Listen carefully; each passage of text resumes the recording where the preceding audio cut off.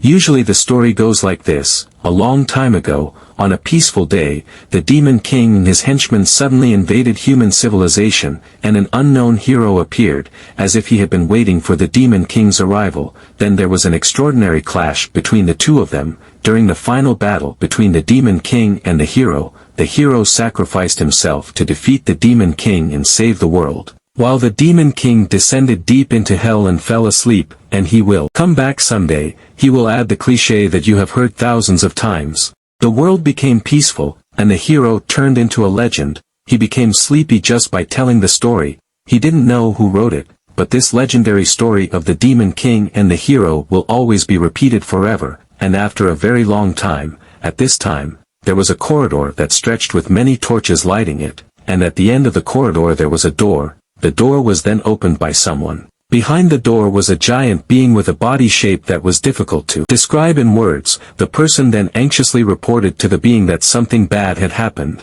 The being then asked what it was. The messenger then reported, the 666th Demiourgos had risen. As soon as he rose, he immediately left the demon realm. The being was shocked by the revelation. The messenger continued, Demiourgos said he had stopped being the Demon King. The being could not believe what he heard. He then asked the truth of the messenger's words, but the messenger was afraid to speak. The being then anxiously told the messenger to say it, while handing over the message left by Demiourgos. The messenger then said, he ran away. The being was very surprised when he read the message left by Demiourgos, then shown a man who was walking somewhere while humming lightly. The man then arrived in front of the Verde Kingdom's Arcoma castle. Seeing how magnificent the castle was, the man was amazed. This was in accordance with what he expected from the human world he often heard. He was very happy because of how comfortable it was here. But his eyes suddenly turned red and his gaze turned sharp. He stared angrily at the towering cross at the very top of the castle.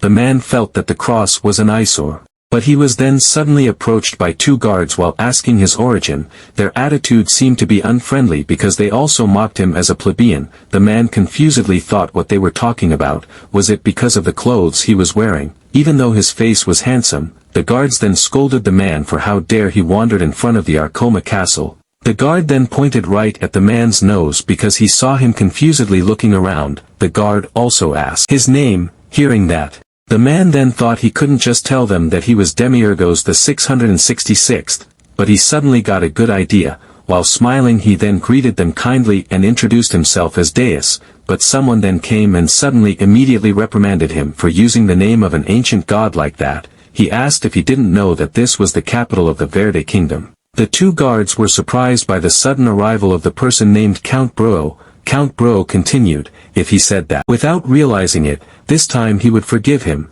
so he told Deus to leave right now. Hearing that, Deus then asked if the Verde Kingdom was strong. Count Bruo was surprised at his question. Deus asked if his kingdom was strong enough to accept him as king. Count Bruo then was very angry at his presumptuous attitude for daring to insult the royal family. He would pay for his impoliteness with his life. Deus' eyes then suddenly sharpened, and Count Bruo's head suddenly exploded, which caused his blood to spurt everywhere. The guards were shocked by this sudden turn of events. While Deus himself just smiled at that, it didn't stop there. When the two guards who were at the beginning were shocked to see the state of Count Bruo, their heads were both suddenly blown up by Deus. The remaining guards were shocked and frightened when they saw their heads suddenly explode. While humming a song, Deus then pointed at those who caused their heads to explode simultaneously. Seeing that, the archers in the castle then immediately shot at him. But their attacks could not even penetrate the barrier that protected Deus' body. Deus then looked at those who caused the head to explode. In the midst of all the slaughter, Deus then said, "Arise and greet your new king. Praise these steps I take with your blood. Bless this body's ascension with your tears." As Deus step by step towards the entrance of the castle, the guards then got ready to face him. They were surprised because everyone outside was dead and wondered what happened to the war. They could only anxiously await his arrival, until finally Deus entered while destroying the entrance to the castle. He then told them to use their screams as trumpets for him. The guards were very frightened when they saw a lot of skulls that suddenly appeared around Deus. Deus then used the skulls to slaughter the guards. The guards could only desperately ask for help and shouted asking him to just kill him. A very tragic scene, but Deus just smiled at that. He even felt very happy. but he was then surprised when he saw someone suddenly praying. The man was wearing full gold armor like a knight in a fairy tale. The knight prayed to his God, the Almighty and Creator of this world, the virtuous our Father. God, your name shines divinely, and as the Master of eternity, you decide the start and end, in the trial of darkness. Guide us with the light of the bright truth, and may we emerge victorious, prevail against death and let truth triumph over deceit. Please destroy the evil in front of me and grant me the power to defeat it. A golden light then came out of his sword that illuminated everything. Seeing that, Deus wondered if the light was aura. He then asked the knight if he was blood, someone he had heard of before. The knight didn't know who he was, but he couldn't let someone who had used black magic go so easily. It was hard to believe he could overcome the security of the Arcoma castle alone. However, he was sure Deus would not be able to get past him, the one who had received the blessing of the god. He then rushed to attack. He might not be a pure blood, but he would still defeat him. The knight's attack then arrived, which caused a very powerful impact that caused the floor below to crumble. He looked very confident in his attack, but he was then surprised when he saw Deus could withstand his attack very easily with one hand. He really couldn't believe what he saw, and how surprised he was when he saw Deus then prayed exactly like he did earlier. Deus then challenged him, which prayer between them would be heard by the god. He then attacked the knight, who immediately created a hole in his body and made the knight's heart now in his grasp. He warned him not to bring the god in front of him again. The knight was then very worried to see that, and Deus then destroyed his heart. When Deus went deeper into the castle, he then saw the guards who were protecting someone who was sitting on the throne. Seeing that, Deus then greeted them, while the guards themselves did not think that Deus was alone. They were the last line of defense, so they were determined to protect this place with their lives. The king then asked Deus who he was. Deus realized that he seemed to be the king of this castle. He then engaged him in conversation, but a guard was very angry because Deus dared to call his majesty impolite. Deus then snapped his fingers, which caused the guard's head to explode. He then asked if anyone else wanted to protest. They became very nervous when they saw Deus' power that was beyond reason. Deus was happy because no one opposed him anymore. He then flew by creating wings behind his back. The guards were surprised by his sudden action, prepared to fight, but Deus completely ignored the guards and flew straight to the king. After arriving right in front of the king, Deus then asked, should we start talking? The king felt very anxious seeing that and asked what he wanted. He promised to give him whatever he could, be it money or nobility. Deus just laughed lightly at that. But that's not what he wanted. He then told the king to surrender his kingdom. The king certainly did not agree with that. Deus then casually threatened him. If he could not, then he would kill him. When he died, he would claim the royal family as his own. That way, this kingdom would automatically belong to him. The king was surprised to hear that. He then misunderstood by thinking Deus wanted his daughter. Deus then immediately replied that he was not interested in his daughter. He didn't even know he had a child, but the king didn't believe it. He begged Deus not to take his daughter. April was the pride of the Horsens continent and the flower of the royal family. Deus then reiterated that he didn't need it. What he needed was the royal family. The king was then angry and asked why he wanted what didn't belong to him. Deus looked very annoyed with the king's attitude. He then asked him, then is all this yours? The king was surprised to hear that. He then said, of course this kingdom belongs to the royal family. Deus then asked, since when did this world belong to you? As soon as the world was created, you also took something that belonged to someone else, the royal family. If you have enjoyed it for years, as long as you occupy the throne, surrender it, so I can take it. The king would certainly not agree to that. Did he think that Sanctus Maximus Pupili would admit it? But Deus laughed out loud when he heard that name. He didn't care about that at all. Deus then released a powerful attack until it blew up the top of the castle. The guards were burned when they were hit. Deus just looked at them indifferently. He also realized that it seemed that they didn't have any blood. If they had, then they should be able to survive, even if only for a moment. Deus felt that this was really boring. He then looked up and told his disappointment to God. These people were not prepared at all. The environment was suddenly silent, and he did not receive any response. Deus had expected it. It would take a long time for a pure blood to rise, because there were still 20 years left before that. Originally, the day he rose was, but before Deus could finish his words, he was suddenly startled by someone's scream. He then saw a beautiful girl in the middle of the flames. While crying, the girl then asked who he was. Deus was silent for a moment hearing that. He then remembered the past events. Amidst a pile of corpses of many soldiers, the demon who lost the first war descended to the demon realm with the soul of the demon king that had been destroyed, then put it in a new body and continued to give him various kinds of magic and curses for 100 years, so that he could be resurrected. Then the new demon king was born and the second war was born. They originally thought that the heroes had disappeared, so they would be able to take all the land easily, but what they didn't expect was a new hero appeared. The scenario went the same as in the first war, and again they lost. Then, the demons resurrected a new demon king for 100 years, but a new hero appeared again. They resurrected a new demon king for 100 years, and a new hero will appear once again. This has been repeated 665 times. This situation has been going on for 66,580 years. The story of the hero saving the world has become too cliché,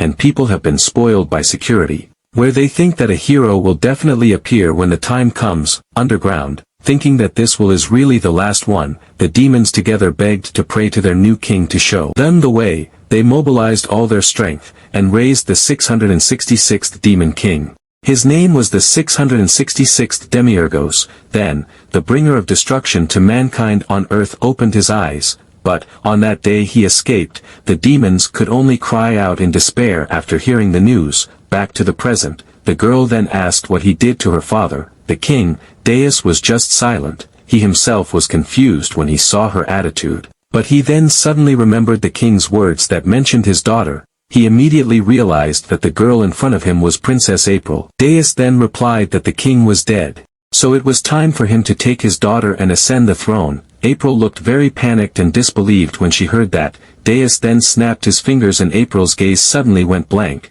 She then knelt down and willingly submitted to him. Deus had apparently implanted mind control magic into her. He then moved closer to her. When he arrived in front of her, Deus then raised her chin and looked right in her eyes. From now on, she was his first human. April was grateful for that. As Deus continued to stare intently at April, he suddenly told someone to stop peeking and come out. Before he gouged out his eyes, right after that, a portal suddenly created nearby. Then a man appeared from behind the portal. The man praised Deus for his prowess. He then respectfully introduced himself as his loyal subordinate, Alex. Deus then asked if you had been following me all this time. It made Alex sad, because he was always with him at any time. But Deus thought it was nonsense. He felt that Alex only served his father, not him. His body had been passed down by his own ancestors, so, at this time, he was the only master he served. But Deus was fed up with his nonsense and told him to get out of here, because he was unwilling to return to the demon realm. But Deus was then surprised because Alex was not against it at all. He would only follow his orders. He asked Deus not to worry about him and continue his actions. Deus himself was confused by that.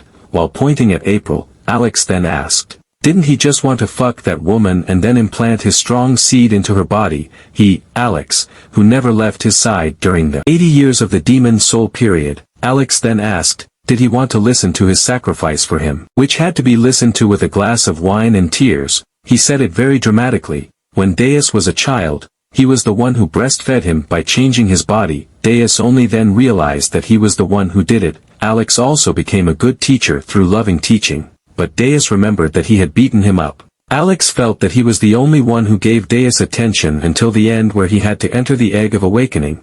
But Deus cursed him because he was the one who put him there. It felt like just yesterday he was playing with his tiny feet and hands. Alex didn't think that now he was an adult and began to realize women. He was feeling happy for his accomplishment. While Deus himself irritatingly told him to shut up, he told him to stop his nonsense. He would make it clear once again. He didn't want to do the Demon King's work. Starting today, he was reborn as an ordinary human. But he was then confused because Alex did not oppose it at all and allowed him to do what he wanted. Deus then questioned it.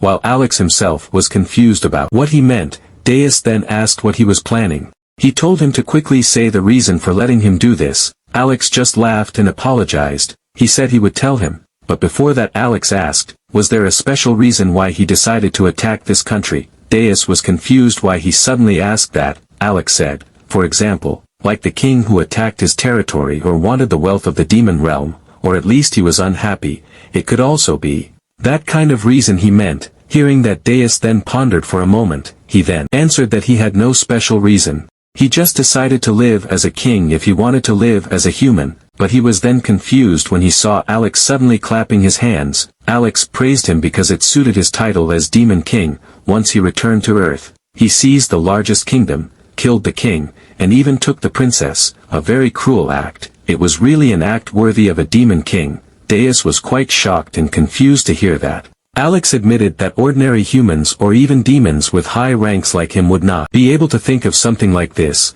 He was indeed a true demon king. Deus did not expect it to end like this, because he said that if he would abandon them and refuse to become a demon king, then he would take his son to the demon realm and raise him as a demon king. Deus was shocked to hear that. Alex continued, and on that day, 20 years later, his son would become Demiourgos, the 666th demon king, and he would make him come down to this earth. Deus was speechless hearing that. He then looked back at April. He was silent for a moment and the environment immediately became silent. He then laughed happily because he managed to avoid bad luck. He almost became a father at this young age, even though he was only 80 years old. Alex was surprised to hear that. Deus then looked sharply at him. Alex was surprised by his sudden action. Deus then launched an attack on Alex and told him to shut up. Deus' attack was so powerful that it made an explosive effect. Alex was shocked to see the impact of his attack.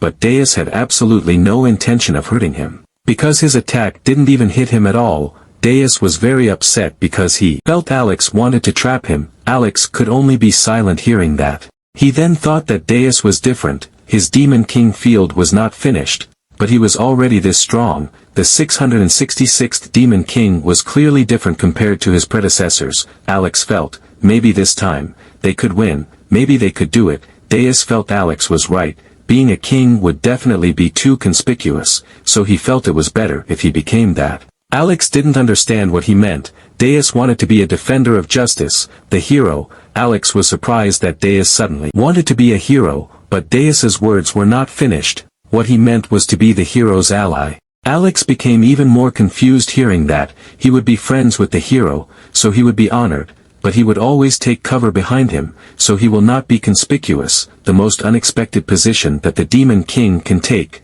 that is, the hero's ally. With that stupid hero, he will enjoy a good trip behind him. He is the one who works hard, but he is the one who gets the benefits. Deus laughed very happy about that. Alex then desperately asked, without the Demon King there would be no hero, so how can he become his ally? Deus didn't bother too much about it. He just needed to find him. He then invited Alex to leave. Alex then asked about the fate of the princess. He didn't care about it and told him to take care of it. Alex was surprised and asked if she was the main female lead. Deus himself thought it was just a joke. While their own actions were now being monitored by an unknown entity, the entity felt like the 666th Demon King was bad stuff. Besides his bad origins, his intelligence was also plummeting, but he was grateful that he had appeared at the right time. She apologized for borrowing his power for some time, but the entity was sure he would forgive him as well, as it was all there for the sake of the scenario. Deus then traveled with Alex using a cart pulled by a horse.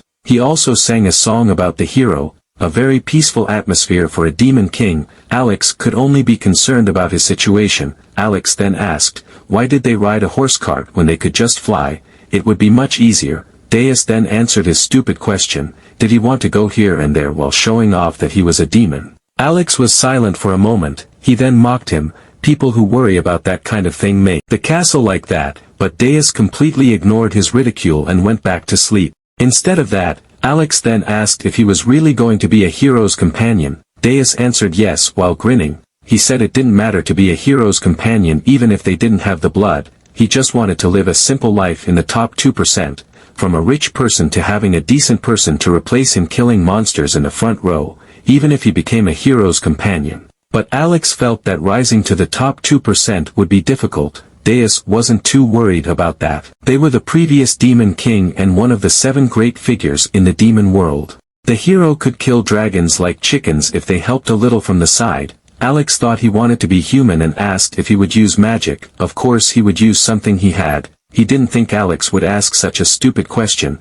It was only fitting that they lost 665 times. Alex could only be silent hearing that.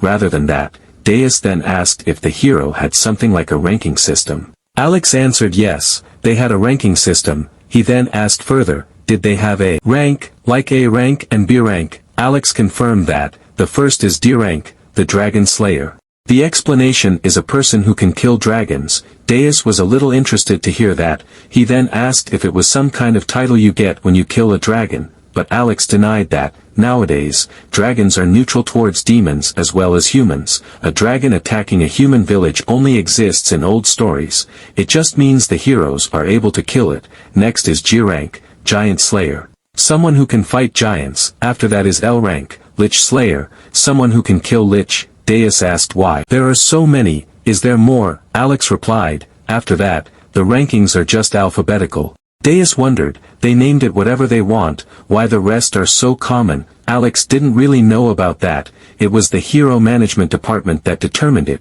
The last one was F rank. They were called failed products. If they were fruits, they were the ones that fell to the ground. Because they didn't sell, they were processed and made into jam. Deus felt it was sad. You could get more favors from the nobles the higher your rank or obtain a position in the country. Those who fail will not only be ignored in terms of favors. They are unwanted rank until people have no more hope in them. Deus feels the human world is quite cruel. However, there is something more important than hero rank. It's blood. The purer your blood, the stronger you are. The first people who saved the world 66,580 years ago, the two saviors, the hero and priestess, their children and their children's children. That way their children's children continue the bloodline, the holy blood, they count how much of their blood is left in the family. The purest blood is left in the family. The aura they can use gets stronger. The person with the purest blood becomes the hero, fighting the general and winning 665 times.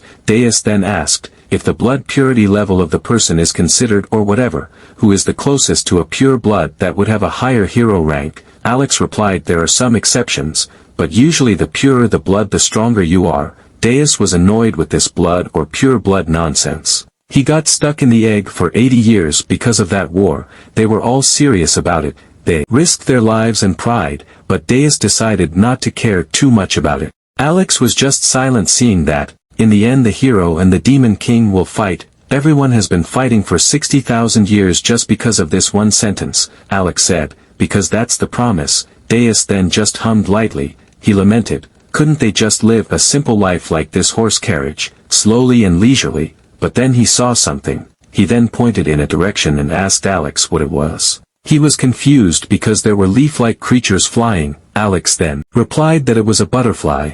Deus was really confused because this was the first time he had heard that name. The wind then blew which then ruffled his hair and caused the butterfly to fly away. Deus then asked what it was just now, something that blew earlier. Alex replied, it was the wind. This was also the first time Deus had heard that name. He then looked up and asked what it was that was up there, something that had been hovering above their heads. He then stretched out his hand towards the sun that was shining on him, a round thing that made his eyes sting if he looked at it. Alex replied, it was the sun. Deus then asked again about the sweet scent he breathed and that made his heart flutter. Alex replied, it was the scent of spring. This was also the first time Deus had heard that name. He really looked like a child who was new to the world. Deus then asked Alex, you must have lived a long life. Alex confirmed it. He was born after the first war, because they were 7 dukes born in the demon world. Then, since the first war, he must have come up here once every 100 years. Deus felt that living in this place called the surface was very good.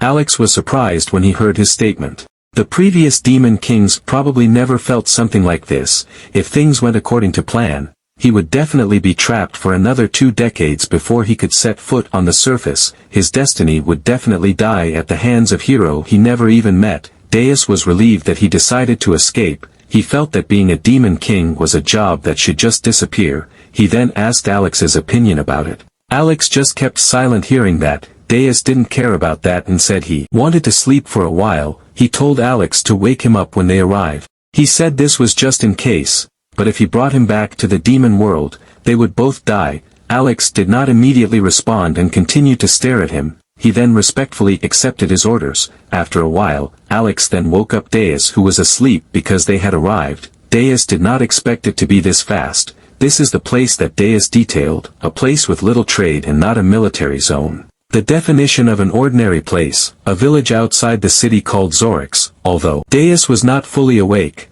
but he felt that this place was not bad. They then entered the village. While in the center of the village, Deus then asked, "What about the heroes?" Alex replied, "There are only two families here, an A-rank family that is approaching G-rank and a fallen family." Hearing that, Deus felt that there seemed to be no D-rank family. Alex said, "If there were D-rank in every castle, their demon army would not even think of setting foot on the surface." Deus wondered if D-rank was that strong. Alex replied yes. Deus then mocked them as cowards, but he then heard the chatter of the citizens discussing the Trier Castle being attacked by a dragon. They were surprised by that. They heard it said they hadn't caught the dragon either, so they warned people not to even think of going around Trier Castle. They also heard it said half of the castle was on fire. They were surprised when they heard the news, because as far as they knew dragons had been extinct a long time ago. They wondered if it was that era or the dragons returned. If so, based on old stories it would be very terrible.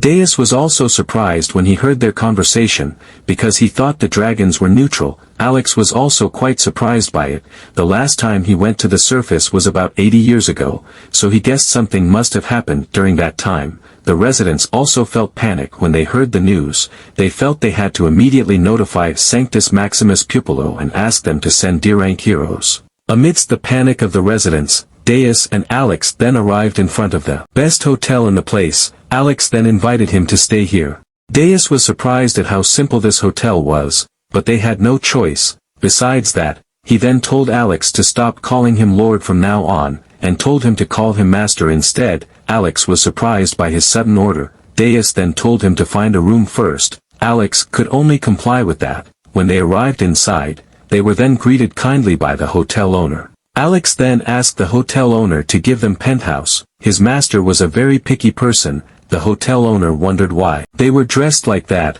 Weren't they just ordinary villagers? But he still kindly reminded them that the penthouse was a bit expensive. But he was then dumbfounded when they took out a chest full of shiny jewelry. It was the treasure they took from the Arcoma castle. He then quickly ordered a waiter to come deliver them, and a waiter then hurriedly came until he fell. He apologized for that. He then greeted the two of them and introduced himself as Zeke Pan Hollybish. They could call him Zeke. He took the initiative to carry their luggage and invited them to go upstairs. Things were a bit rowdy now because of the news about Trier Castle. Who would have thought a dragon from the legend had appeared? But Zeke asked them not to worry. There was a famous A-rank family that was almost G-rank in their village. Alex just pretended to be grateful to respond to Zeke. Zeke then opened the room door and welcomed them to enter. This was the best room in their hotel. Honestly, this was the first time for Zeke to serve a noble. He was not sure if they were satisfied, but he would try his best to meet their needs, so he invited them to call him at any time.